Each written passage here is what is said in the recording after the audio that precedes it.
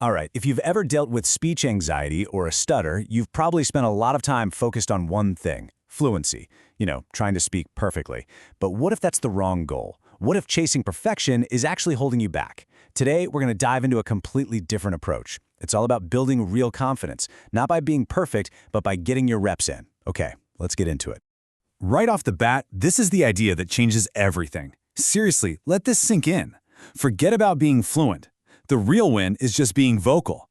It's about choosing to speak up, even if it's not perfectly smooth, even if you get stuck. We're shifting the goal from performance to participation. And that mindset shift, well, that's the foundation for everything we're about to cover. So what do I mean by vocal training? Think of it like this. Every single time you decide to speak, especially when it feels tough, you're literally training your brain. You're pushing through that moment of fear, that block, and showing your brain, hey, see, nothing bad happened. The act of speaking is safe. Each time you do it, it's like a rep at the gym. You're building a new muscle, a new neural pathway that says, I can do this. Okay, so to make this feel less overwhelming, we're not just going to jump into the deep end. We're going to use something I like to call a confidence ladder. And we're starting right at the bottom on the very first rung. This is your first rep, and the key here is that it's quick and it's low stakes. Here's what it looks like. The task is super simple. Call a hardware store and ask about something basic. You're doing it from home, over the phone, where you feel safe, and you've even got a script right in front of you. You're just asking about light bulbs. The person on the other end of the line answers these questions all day long. It is the absolute definition of a low-pressure situation. And here's the most important part of this first step. The goal is not to sound good. It doesn't matter if you stutter or if you have to pause or if your voice shakes a little bit. None of that matters. The only goal, the only thing that counts as a win is picking up the phone and getting the words out. That's it. You're just breaking that cycle of avoidance and proving to yourself, hey, I can be vocal. Okay, so you did it. You got that first rep in. You broke the inertia. Now it's time to level up. We're moving to the second rung of our confidence ladder. We'll call this the moderate rep, and it's all about building on that first success. So this time, the task is a little more involved. We're still on the phone, so you're still in that safe environment. But the script here, it's designed to invite a longer response. You're not just asking a quick yes or no question. You're actually opening the door for a real back-and-forth conversation. And this brings us to the new skill we're training here. The goal isn't just to say your line. It's to have a multi-turn conversation.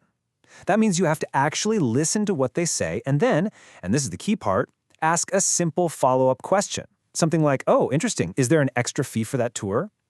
This trains you to stay present and builds up your conversational endurance.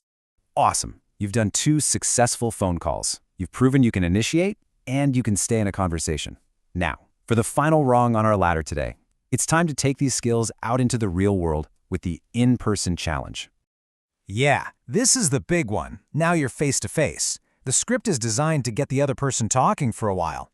You're going into a store and asking for their expert opinion, maybe comparing 2 bikes or 2 kinds of hiking boots. This forces you to listen, process what they're saying, and stay engaged, all while handling the social energy of being there in person. And for this level, we're adding one more, very specific goal. You know that natural instinct when we get stuck on a word? We look away, right? We break eye contact out of anxiety. Well, the goal here is to fight that urge. Try to maintain eye contact, especially through a block. When you do that, you're sending such a powerful message to your brain. You're saying, I can be disfluent and I can still stay connected to this person. It's okay. It's a game changer. So let's just recap the path we've laid out. It's a clear progression. You start small with a quick 1-question phone call. Then you build on that with a slightly longer multi-turn call.